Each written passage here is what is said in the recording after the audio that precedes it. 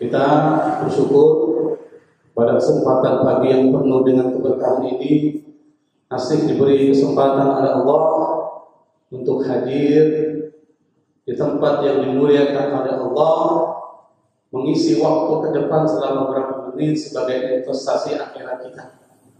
Karena yang paling penting yang bisa kita lakukan hidup di dunia ini adalah melakukan kebaikan-kebaikan sebagai bentuk investasi kita di akhirat ketika menghadap Allah Subhanahu wa Ta'ala. Tidak banyak orang yang dilegakan hatinya, yang diringankan langkahnya untuk bisa menghadiri majelis yang sangat dimuliakan oleh Allah Subhanahu wa Ta'ala. Ma'asyiral hadirin wal hadirat rahimakumullah. Setiap datang bulan Ramadan, Nabi Muhammad sallallahu alaihi wasallam, beliau yang terkenal orang yang paling dermawan, itu setiap datang bulan Ramadan kedermawanannya meningkat. Sedekah yang beliau lakukan sangat luar biasa. Kenapa? Karena di bulan Ramadan ini amal perbuatan seseorang pahalanya dilipat gandakan oleh Allah Subhanahu wa Ta'ala. Maka tidak heran kalau di bulan Ramadan ini banyak orang berlomba-lomba. Berlomba-lomba dalam apa? Berlomba-lomba dalam bersedekah. Karena memang bulan Ramadan ini disebut juga dengan syahrul sadaqah, bulan sedekah. Apa itu sedekah dan mengapa sedekah menjadi penting dan apa manfaat sedekah ini? Itu yang akan menjadi kajian pada kesempatan subuh hari ini. Kata sedekah itu diambil dari bahasa Arab sadaqah. Kata sadaqah dalam bahasa Arab itu artinya dua. Yang pertama adalah kebenaran. Yang kedua keikhlasan dan kejujuran. Maka orang yang benar disebut dengan shadiq. Orang yang jujur dan ikhlas disebut dengan shadiq. Maka muncul kata siddiq. Yang kata siddiq ini dinisbatkan kepada Abu Bakar radhiyallahu anhu ketika beliau membenarkan peristiwa penting yang terjadi pada Nabi Muhammad sallallahu alaihi wasallam. Karena sedekah berasal dari kata sadaqah yang berarti kebenaran, kejujuran dan keikhlasan, maka sedekah itu tidak mungkin muncul kecuali orang yang hatinya benar, imannya benar, hatinya tulus dan ikhlas kepada Allah Subhanahu. Kalau orang hatinya bermasalah, sulit untuk mengeluarkan hatinya di jalan Allah Subhanahu wa Ta'ala. Maka di sini disebut dengan sedekah. Harus didasari oleh ketulusan, keikhlasan. Harus didasari oleh kebenaran. Maka kalau orang bermasalah dalam sedekahnya, mungkin dia bersedekah, tapi niatnya bukan untuk keikhlasan kepada Allah Subhanahu wa Ta'ala. Misalnya apa?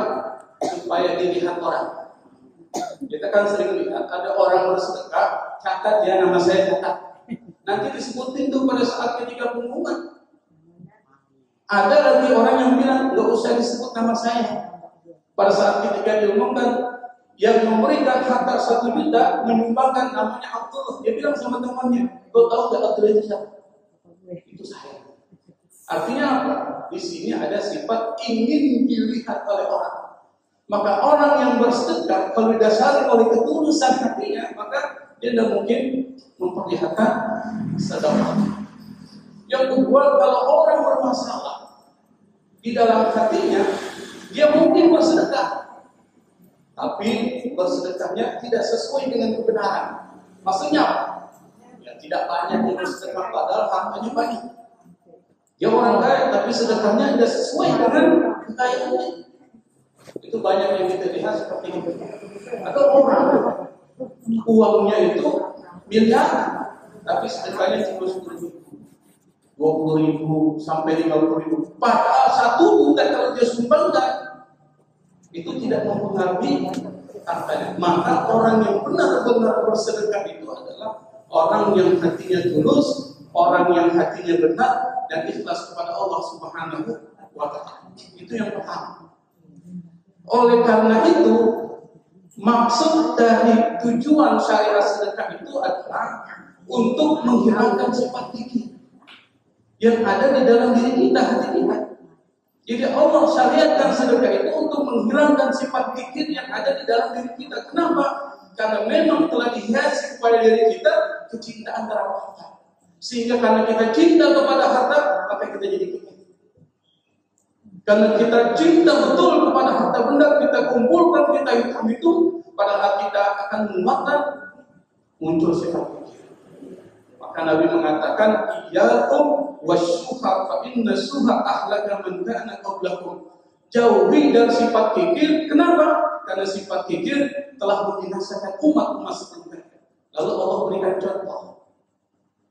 Ketika Nabi Muhammad sallallahu alaihi wasallam menjelaskan bahwa umat terdahulu dihancurkan oleh Allah Subhanahu wa taala karena sifat kikir, tidak mau bersedekah, tidak mau membantu orang-orang yang membutuhkan, Allah berikan contoh.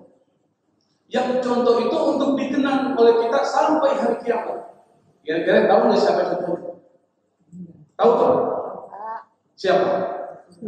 Allah berikan contoh dalam Al-Quran seorang yang bernama Qarun. Pernah dengar Qarun? Pernah? Pernah ketemu? Enggak. Kalau Anda pernah ketemu, berarti usia Anda adalah termasuk manusia pembahas. Kalau sekarang saya kasih itu, Qarun itu digambarkan oleh Allah. Karena min qaumi Musa sallallahu alaihi. Qarun itu termasuk umatnya Nabi Musa. Kalau sebut karena min qaumi Musa, berarti orangnya soleh. Orangnya taat kepada Nabi Musa, pengikut Nabi Musa. Sallallahu alaihi. Tapi kemudian dia telah melampaui batas. Kenapa? Ketika Qarun diberikan harta yang berlimpah oleh Allah Subhanahu wa taala, setiap usaha yang dia lakukan itu berlipat gandakan keuntungannya oleh Allah Subhanahu wa taala. Karena apa? Karena Qarun berminta kepada Allah Subhanahu wa taala akan diberikan kekayaan yang sangat luar biasa. Allah berikan. Dan pada saat ketika Qarun itu menjadi orang paling kaya pada zaman Nabi Musa, apa yang terjadi pada Qarun? Sallallahu alaihi, dia telah melampaui batas. Anda tahu harta Qarun kira-kira sebanyak apa harta Qarun? Itu gemboknya, kata Allah, gemboknya dari perbendaharaan Qarun itu gembok tidak bisa dibawa oleh 1 sampai 10 orang. 1 sampai 10 orang. Kita punya gembok, kita bawa saja bisa sendiri. Ini 1 sampai 10 orang tak mampu membawa gemboknya atau kunci dari perbendaharaan harta Qarun. Kira-kira gemboknya segede apa? Itu bisa bayangkan. Kalau gemboknya gede seperti itu, kira-kira tempat penyimpanan harta Qarun sebesar apa? Saking banyaknya harta Qarun, Nabi Musa alaihissalam diutus oleh Allah untuk mengambil zakat. Jadi zakat itu sudah ada syariat di zaman Nabi Musa. Tapi karena Qarun hartanya terlalu banyak, Allah berikan diskon 50%. Diskon 50%. Kata Musa, ya Qarun, Allah wajibkan zakat kepada engkau karena harta engkau berlimpah. Allah berikan diskon sebanyak 50%. Kalau seandainya 100% dia keluarkan, berapa banyak harta yang harus dikeluarkan? Qarun pun setuju ya Musa. Karena sudah diskon 50%, setuju, dikeluarkan. Dari setiap hartanya dikeluarkan 50%. Dikeluarkan terus.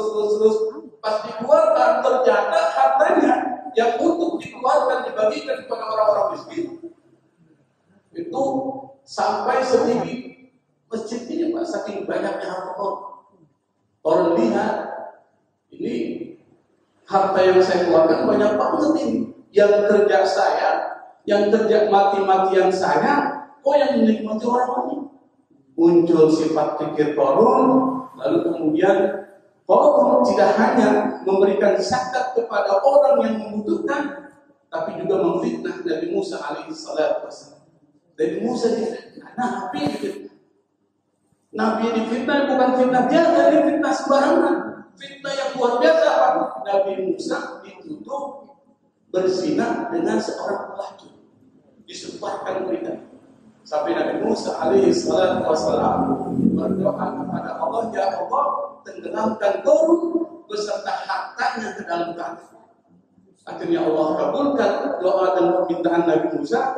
kemudian harta Qarun dan Qarun beserta para pengawal-pengawalnya dimasukkan ke dalam tanah. Maka untuk menjadi pelajaran buat umat-umat setelahnya, maka harta yang tersimpan di dalam tanah disebut dengan harta Qarun. Jadi kita ingat harta Qarun. Wah, hartanya si Qarun. Siapa Qarun? Itu menjadi pelajaran buat kita. Qarun adalah contoh yang diberikan oleh Allah sebagai contoh orang yang bakhil, tidak mau mengeluarkan hartanya untuk dizakatkan kepada orang-orang miskin. Sebagai contoh. Maka zakat disyariatkan oleh Allah Subhanahu wa taala, sedekah disyariatkan oleh Allah Subhanahu wa taala untuk apa? Menghilangkan sifat kikir yang ada di dalam hati kita. Kenapa?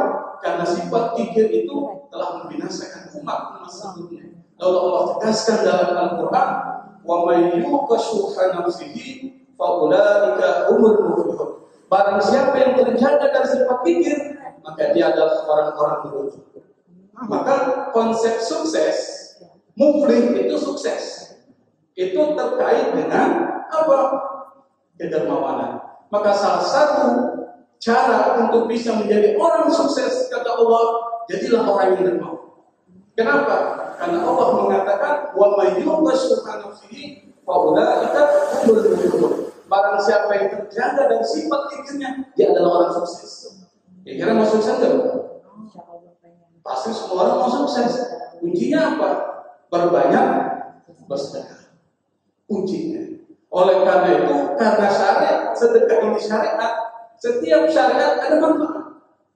Kalau Allah turunkan salat, ada manfaat yang luar biasa. Ketika Allah turunkan puasa, manfaat yang luar biasa. Ketika Allah turunkan syariat-syariatnya, itu pasti ada manfaat. Itu kaidah. Di dalam agama Islam, likulli syari'atin manfaatun. Setiap syariat ada manfaat. Ketika bicara tentang syariat, maka manfaatnya dua. Yang pertama terkait dengan ukhrawiyah, yang kedua terkait dengan dunyawiyah. Itu syariat Islam. Terkait dengan akhirat, terkait dengan dunia. Apa manfaat akhirat? Terkait dengan sedekah.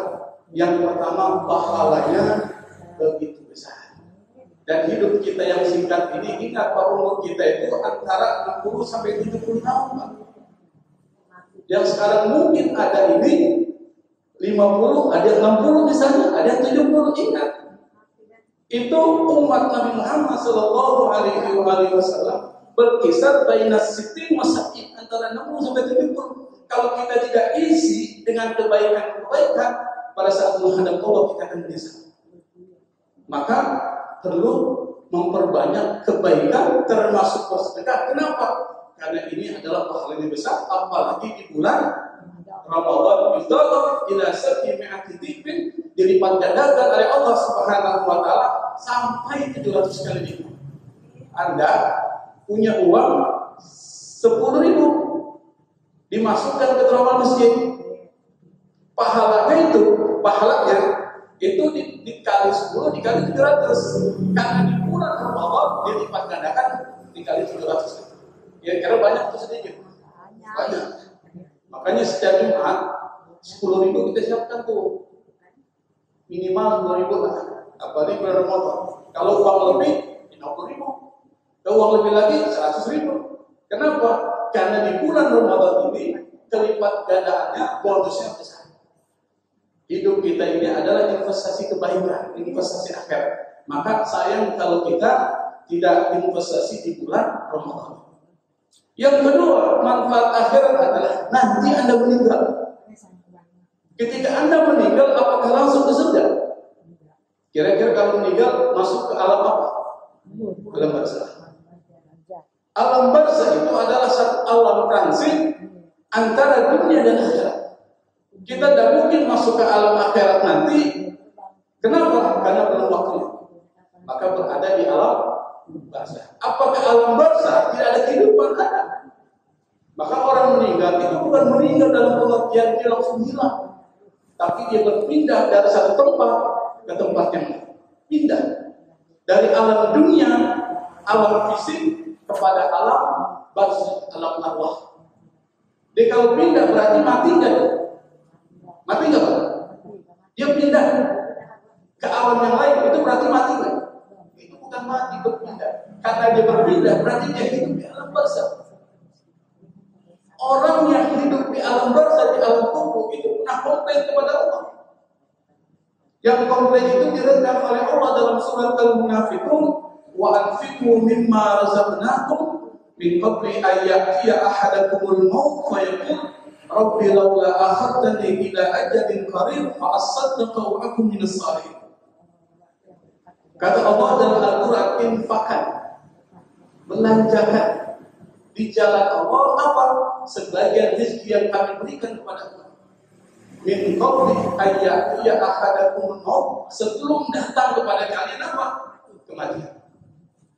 Kenapa Allah mengatakan demikian? Karena kata Allah, orang yang ada di alam barzakh yang sudah meninggal itu komplain kepada Allah, berkata kepada Allah, ya Allah, kalau seandainya kau tangguhkan satu hari saya hidup kembali di dunia ini, bila ajalin qarib fa asaddaqa, pasti saya akan bersedekah. Wa akum minas shalihin, dan pasti saya akan menjadi orang saleh. Pertanyaan mudah Pak. Kenapa? Kalau seandainya Allah berikan penangguhan kepada dia satu hari, lalu hidup kembali di dunia, yang dia katakan pasti saya akan bersedekah. Kenapa bukan bilang pasti saya akan haji, pasti saya akan puasa, pasti saya akan sholat? Kenapa bilang pasti saya akan sedekah? Ada yang tahu jawabannya? Kalau tahu saya kasih 50.000, naikkan 150. Manfaat buat orang banyak, jawabannya belum betul. Tapi sudah menjawab. Kalau orang menjawab, pahalanya 1. Tapi salah. Kalau benar dapat 2. Kalau salah dapat 1. Kalau benar dapat 2. Itu Islam. Jadi orang bicaranya Allah kasih 5. Islam itu luar biasa. Apa? Jawabannya seperti dikatakan Nabi, inna sadaqata la tudfi'u an ahliha hadal. Ini ada 2 huruf taukid Pak. Kalau kita belajar nahwu, ada 2 huruf taukid. Inna dan la. Inna sadaqata la tudfi'u an ahliha hadal. Kalau kita belajar nahwu, ada 2 huruf taukid. Sesungguhnya sedekah atau sedekah la tudfi'u, benar-benar tudfi'u, memadamkan ala ahliha, bagi orang yang bersedekah. Apa? Halal kubur, panasnya halal. Karena di kubur itu ada yang namanya siksa yang bisa meredam. Alam kubur itu apa? Kata Nabi, sedekah. Bahkan heran kalau orang yang sudah meninggal, dia bilang sama Allah, kalau seandainya satu hari saya diberikan hidup lagi, saya pasti akan bersedekah. Kenapa? Panasnya hidup di alam. Nabi pernah mengatakan, idza mata ibnu adam in qata amaluhu illa bil salah. Kalau manusia meninggal, semuanya terputus. Amal perbuatannya kecuali 3. Salah satu dari 3 itu Nabi mengatakan sedekah jariyah. Sedekah yang terus-menerus mengalir, dan sedekah yang terus-menerus mengalir, kata Imam Nawawi rahimahullah, adalah wakaf. Makanya kalau ada pembangunan masjid, bangunan mushola, maka bersegeralah Anda berkontribusi, meskipun cuma 1 sak semen. Kenapa? Itu memberikan manfaat. Atau misalnya di masjid ini ada Al-Quran, Anda sumbangkan Al-Quran dibaca orang, Anda dapat pahala wakaf Quran. Atau wakaf parfait, wakaf yang lain, wakaf seni, wakaf AC. Ketika AC itu masih nyala dan memberikan kenyamanan kepada orang yang ada di masjid ini, maka pada saat yang sama Anda terus-menerus mendapatkan pahala sampai hari kiamat kalau AC ini masih nyala. Tapi nggak mungkin kan AC ini sampai hari kiamat kan? Paling berapa tahun? Yang bisa sampai hari kiamat adalah Anda semakan semen dan pasir lalu jadi bangunan. Ketika orang sholat, ini berapa orang sholat di sini hari ini? 100. Yang membangun, yang mewakafkan tanah, yang berkontribusi membangun masjid ini sudah meninggal semua, dan dia menerima semua pahala yang kita lakukan hari ini. sampai hari kiamat. Nanti zuhur berapa orang yang sholat? Sebelum zuhur banyak orang baca Quran. Dan ini memberikan manfaat buat orang yang sudah meninggal. Maka sedekah jariyah kata Imam Nawawi adalah manfaat pertama, manfaat akhirat. Manfaat yang kedua, dunia. Kalau kita ingin jadi orang sukses, menjadi orang kaya, minta jabatan yang tinggi, dimudahkan semua urusan kita, kuncinya adalah di dalam Islam cuma sedekah. Perbanyak sedekah, aksiru minas sedekah, perbanyak bersedekah. Kenapa? Karena hukum Allah Subhanahu wa taala itu mengatakan man jaa bil hasanati falahu asyru amsalha. Barang siapa yang melakukan kebaikan, Allah lipat gandakan 10. Asyru amsalha, 10 kali lipat. Sedekah minal hasanat, sedekah bagian dari kebaikan, maka orang yang bersedekah dilipat gandakan 10. Itu rumus satu. Rumus yang kedua, masalul ladzina yunfikuna amwalahum fi sabilillah kamathali habbatin ambatat sab'a sanabil fi kulli sunbulatin mi'atu habba wallahu yudha'ifu liman yasha' wallahu wasi'un. Dalam surah Al-Baqarah. Apa kata Allah perumpamaan orang yang menginfakkan hartanya di jalan Allah itu seperti satu tangkai yang setiap kurir ada 10 tangkai. Setiap tangkai ada 700. Al-mi'atu habba ada 100 putir. 7 tangkai 100 putir. 7 kali 100 berapa?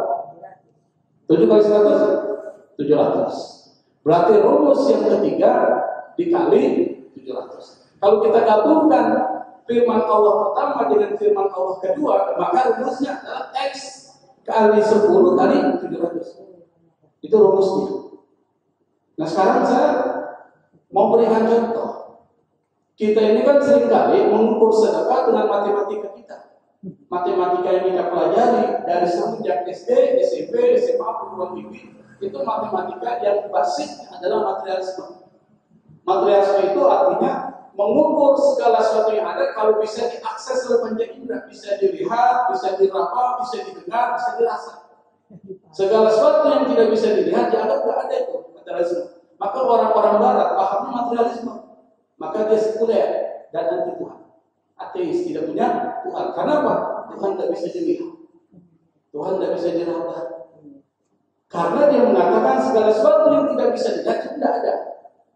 Kalau kita menggunakan matematika kita untuk mengukur sedekah, Anda jadi orang pelit. Contoh, saya punya uang 2 juta, saya kasih orang 1 juta. Kira-kira menurut matematika kita, uang kita tinggal berapa? 1 juta. Kita akan berpikir, pola pikir kita berkurang. Kira-kira kalau pola pikir kita selalu berkurang, semangatnya kita bersedekah. Tidak semangat. Kenapa? Harta saya berkurang. Itu korun tuh. Cara pikir korun mungkin harta saya berkurang. Maka Anda semangat bersedekah. Kalau kita menggunakan matematika spiritual, matematika Al-Quran, matematika uang, itu tidak berkurang. Saya punya uang 2 juta. Saya sumbangkan 1 juta untuk pembangunan masjid. Kira-kira uang saya berapa? Anda tahu? Anda tahu? Uang 2 juta, saya kasih 1 juta. Berarti uang saya adalah sisanya 1 juta. Itu pun belum tentu uang saya, itu bisa hilang, dicuri orang. 1 juta yang saya sumbangkan, itulah uang saya.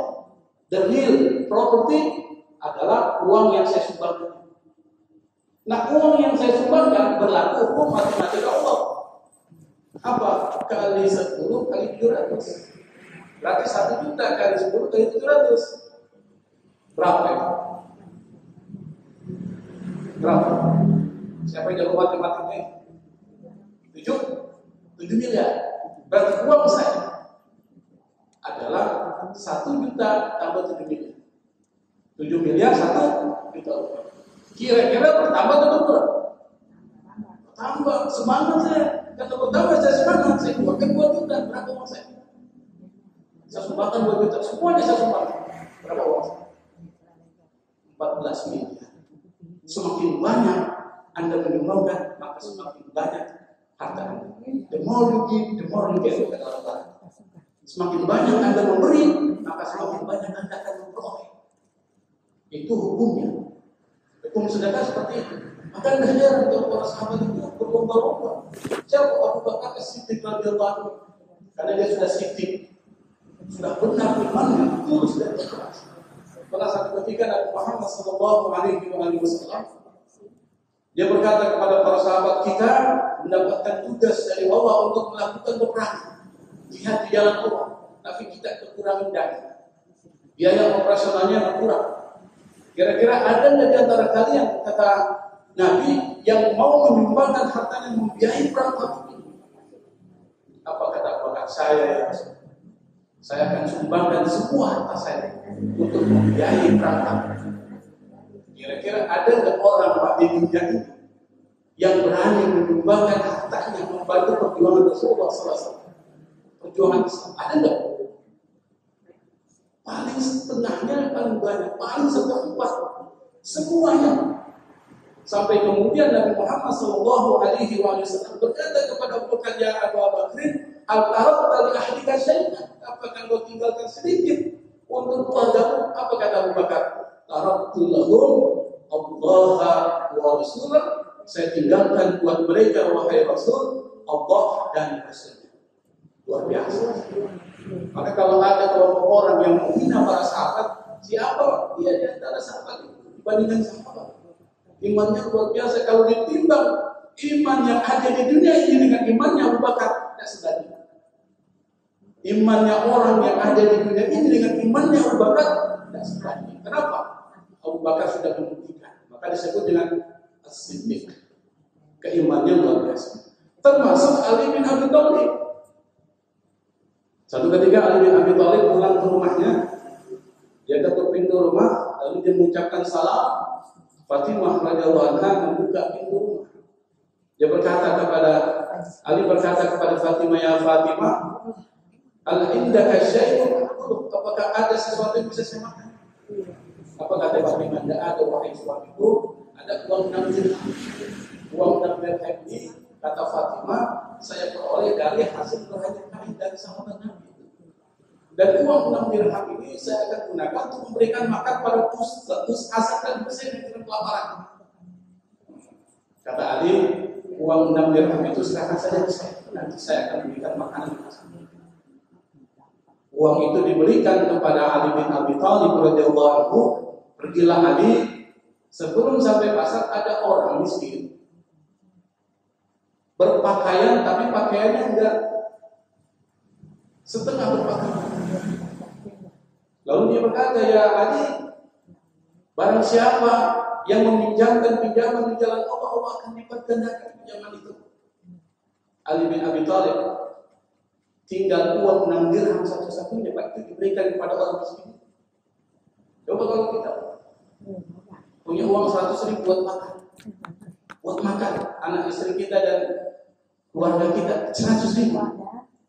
Ada orang minta, orang miskin, Bapak kasih. Kasih kan? Dikasih saudara? Tidak mungkin. Saya sudah tahu jawabannya 100% tidak akan kasih. Kenapa? Saya aja masih butuh, anak saya aja belum makan, istri saya belum makan, kok saya kasih kau sih? Itu Ali bin Abi Thalib 6 dirham satu-satunya, putra-putranya kelaparan. Dia berikan. Kenapa? Imannya kuat, yakin kepada Allah, Allah akan lipatkan. Tiba-tiba setelah selesai itu dia pulang. Fatimah dari jauh lihat Ali bin Abi Thalib tidak bawa bungkusan makanan, menangis dia, menangis. Sampai di rumah, ketika Ali melihat istrinya menangis, dia berkata, wahai Fatimah, menangis. Iman terkir, kenapa kau menangis? Apa kata Fatimah? Ya Ali, saya lihat engkau dari jauh tidak bawa bungkusan makanan, saya yakin pasti kau beri makanan. Putra-putra kita ini sedang menangis dari tadi. Apa kata? Apakah engkau tidak ridha, wahai Fatimah? Uang 6 dirham itu aku jadikan pinjaman di jalan Allah Subhanahu wa Ta'ala. Kalau istri kita yang kita bilang gitu, Pak, kira-kira apa yang terjadi? Tapi karena Fatimah orang yang saleh, apa yang mengatakan? Kalau itu yang kau lakukan suamiku, aku ridho. Fatimah. Akhirnya Ali berkata kepada Fatimah, ya Ali, ya Fatimah, izinkan saya mau bertemu kepada Rasul. Pergilah Ali bin Abi Thalib mau menemui Rasul. Sebelum bertemu dengan Rasul di Masjid Nabawi, tiba-tiba ada orang Arab bawa unta. Orang Arab bawa unta, dia bilang kepada Abul Hasan, wahai bapaknya si Hasan. Kalau orang Arab itu manggil orang itu dengan apa? Kelawat itu. Ya Abul Hasan, wahai bapaknya si Hasan. Kalau di sini gitu enggak? Enggak ya, manggil orang aja. Biasanya kalau di Arab itu pakai nama. Kalau di Palu juga sama. Palu juga sama. Saya tinggal 23 tahun di Palu itu beda. Wahai bapaknya si A. Jadi sama aja. Dia bilang apa? Belilah unta ini. Ali bin Abi Thalib, saya tidak punya uang. Memangnya berapa kau jual? Saya mau jual 100 dirham. 100 dirham. Lalu kemudian penjual unta ini bilang, wahai Ali, kau pegang saja untaku ini, nanti uangnya belakangan. Kau bayar belakangan. Tidak lama setelah Ali bin Abi Thalib memegang unta itu, tiba-tiba datang orang Arab berkata kepada Ali, wahai Abul Hasan, unta ini mau khutbah. Iya betul. Berapa kau jual? 300 dirham. 300 dirham. Tanpa pikir panjang orang Arab itu langsung beli unta. Ali bin Abi Thalib lalu pergi ke pasar, dia beli makanan, dia pulang, dikasih makanan kepada Hasan dan Husain. Kira-kira untungnya berapa itu? 200 dirham. 100 dirham diberikan kepada orang Arab yang setelah sampai di rumah, dia cerita sama Fatimah. Fatimah gembira, lalu dia bilang, wahai Fatimah, izinkan saya mau ketemu Rasul. Pergilah dia ketemu Rasul. Belum sampai pintu Masjid Nabawi, Rasul tersenyum. Ya Ali, engkau yang cerita atau aku yang cerita? Bayangkan, Ali bingung. Ada apa sebenarnya sampai Rasul mengatakan demikian? Engkau saja yang cerita, wahai Rasul. Ali mengatakan, engkau saja yang cerita, wahai Rasul. Lalu Rasul berkata kepada Ali, tahu siapa orang Arab yang menjual unta kepadamu dan siapa orang Arab yang membeli unta darimu? Tidak tahu, wahai Rasul. Yang menjual unta kepadamu adalah malaikat Jibril. Yang membeli unta darimu malaikat Mikail. Dua malaikat diutus oleh Allah untuk membantu Ali bin Abi Thalib radhiyallahu anhu. Engkau beruntung, wahai Ali. Setiap uang 1 dinar yang kau berikan sebagai pinjaman di jalan Allah, Allah gandakan itu menjadi beberapa dirham. Jadi dari 1 dirham Allah lipat gandakan menjadi puluhan dirham. Apa yang bisa kita petik dari kisah ini? Siapapun yang memberikan bantuan di jalan Allah Subhanahu wa taala, Allah akan gandakan. Sesuai dengan firman Allah, barang siapa yang melakukan kebaikan, Allah lipat gandakan 10. Barang siapa yang menginfakkan hartanya Allah, Allah lipat gandakan menjadi 700. Di bulan Ramadan, Allah tidak sakit menyakit. Di bulan Ramadan ini dilipat gandakan sampai 700 kali bahkan lebih. Wallahu yudha'ifu liman yasha. Allah yang melipat gandakan sesuai dengan orang yang dikehendaki. Wallahu wasi'un alim. Allah Maha luas dan Maha mengetahui. Itu manfaat sedekah. Maka kalau kita ditanya bagaimana menjadi orang kaya, perbanyak sedekah. Lalu kenapa kita menjadi tidak begitu semangat bersedekah? Karena kita mengukur dengan matematika materialistik. Coba kita ubah paradigma kita, cara berpikir kita dari matematika yang materialisme dengan matematika Allah Subhanahu wa taala. Itu yang berikut. Karena pesan dari LDKM sampai ada warna putih di sana. Ini warna putih bukan? Oh belum. Masih ada satu lagi. Belum selama ini. Pesannya begitu. Saya sesuai dengan pesanan aja. Yang kedua, manfaat dunia yang kedua. Nabi pernah mengatakan, dalam mardhatun Islam. Obati di antara orang-orang yang sakit di antara kalian dengan sedekah. Jadi cara menyembuhkan orang dengan apa? Perbanyak. Bukan berarti medis kita tinggalkan, tetap kita upaya medis, tetap kita berusaha mengobati secara medis, tetapi ditambah dengan memperbanyak sedekah. Kenapa? Karena Nabi mengatakan da'u mardakum bisedekah. Obati orang yang sakit di antara kalian dengan sedekah. Jadi fungsi sedekah bisa menyembuhkan orang yang sakit, bisa memberikan cahaya. Logikanya gimana sih? Orang kalau sedekah itu akan muncul kegembiraan. Karena kalau bantu orang lain ada kepuasan, ada kepuasan. Orang ini sudah sehat, alhamdulillah sudah teringatkan Tuhan. Ada kebahagiaan. Kalau orang bahagia, itu akan memunculkan hormon. Hormon yang itu ternyata bisa membuat orang kuat, imunitas. Kalau orang imun dalam tubuhnya kebal dari penyakit, kira-kira sehat kan? Sehat. Kalau dia nanti sakit, dia akan sembuh. Makanya pada saat pandemi lalu, itu kan unsur imun kita. Kita harus kuat. Nah, salah satu cara untuk membuat imun diri kita, selain dengan memperbanyak zikir, yaitu membaca Al-Quran, adalah dengan memperbanyak sedekah. Dan ini ternyata dilakukan riset, ternyata ya betul. Bahkan ada satu kasus ini kasus benar. Di satu negeri, ada seorang perempuan kaya terkena satu penyakit. Dokter mengatakan dia harus dihilangkan ginjalnya, harus ada donor ginjal. Kira-kira susah orang cari donor ginjal, kalaupun ada itu begini mahal sekali. Tapi karena dia orang kaya, dia cari. Ternyata ada orang miskin, hidupnya Senin Kamis, anaknya banyak, suaminya meninggal. Dia butuh uang itu, datanglah dia kok antara permintaan dengan permintaan dari itu. Akhirnya terjadilah kesepakatan. Saya akan jual ginjal saya dengan harga sekian.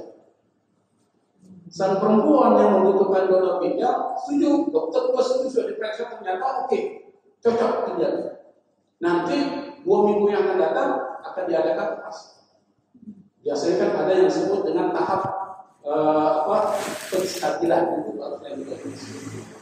Sebelum 1 minggu, perempuan ini yang akan mendonorkan ginjalnya datang kepada ibu itu. Si penerima donor ginjal dia cerita, sebenarnya saya ini terpaksa jual ginjal saya terpaksa. Kenapa? Karena saya miskin, suami saya sudah meninggal, anak saya banyak, senang mati saya membiayai anak saya, ibu saya sedang kemis. Mau tidak mau, suka tidak suka saya akan jual ginjal saya. Ibu ini ketika mendengar curhatan dari ibu yang akan mendonorkan ginjalnya, tersentuh hatinya, tersentuh. Lalu dia bilang, sudahlah, uang itu tetap kuambil, ginjal tidak usah berdonor. Saya tawakal kepada Allah Subhanahu wa Ta'ala. Orang yang menerima donor ginjal, setelah 1 minggu, beberapa hari sebelum operasi ginjal, diperiksa dia, ibu ini diperiksa. Dokter kaget.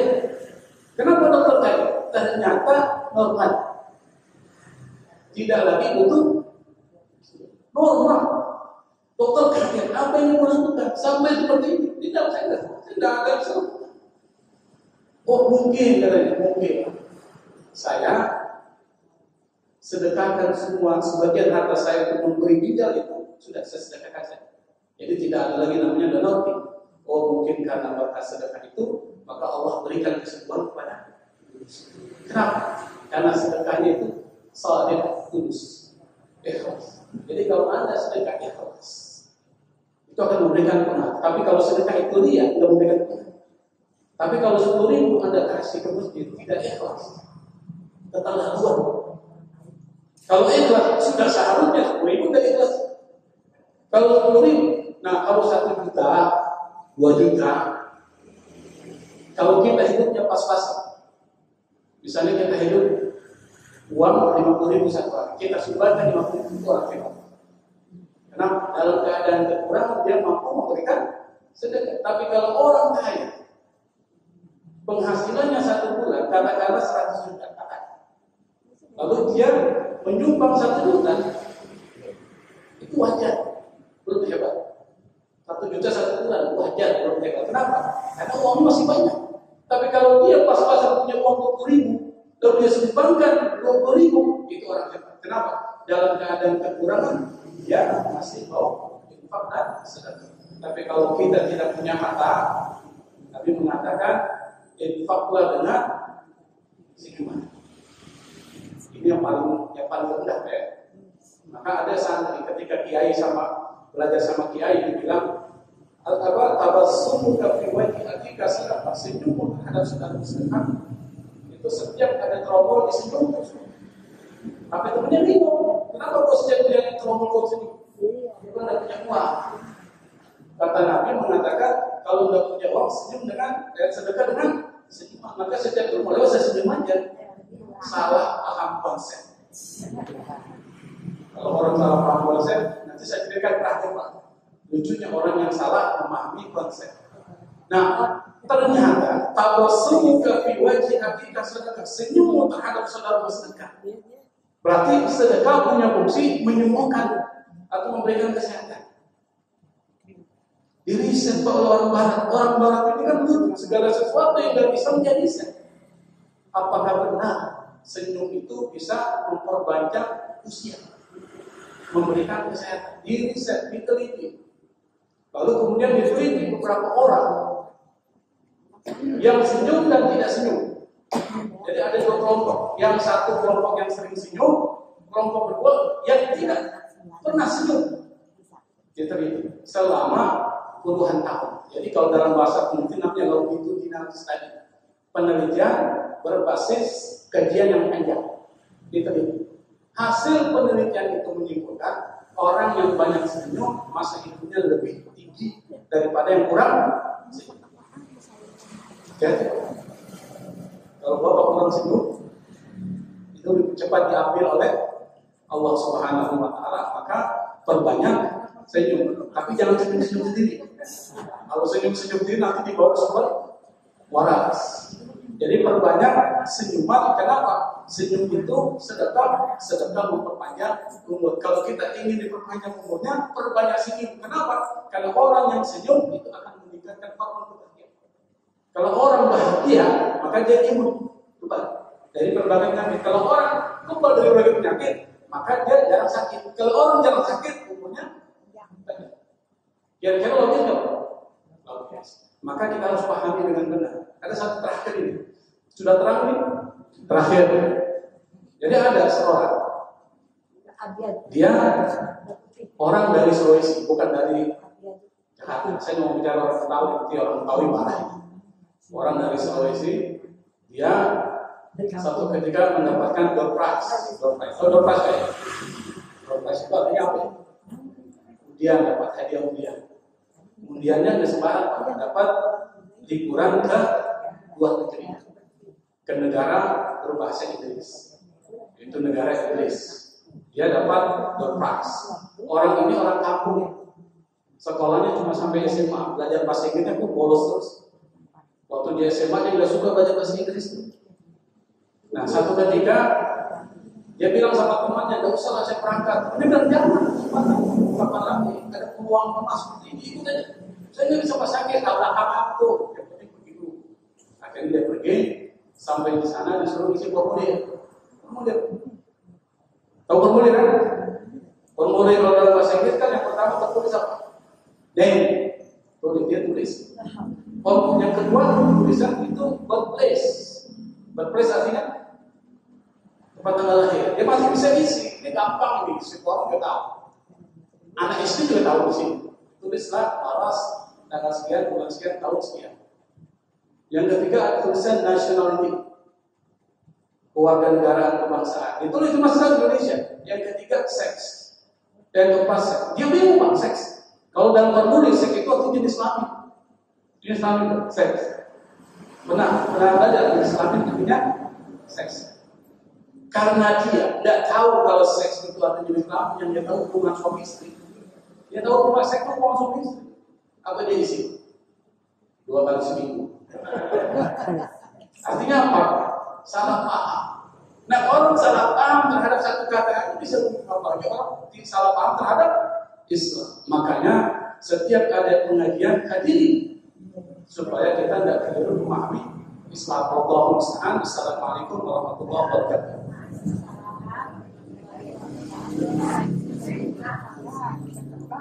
Al-Fatihah. A'udzu billahi minasyaitonir rajim. Bismillahirrahmanirrahim. Alhamdulillahirabbil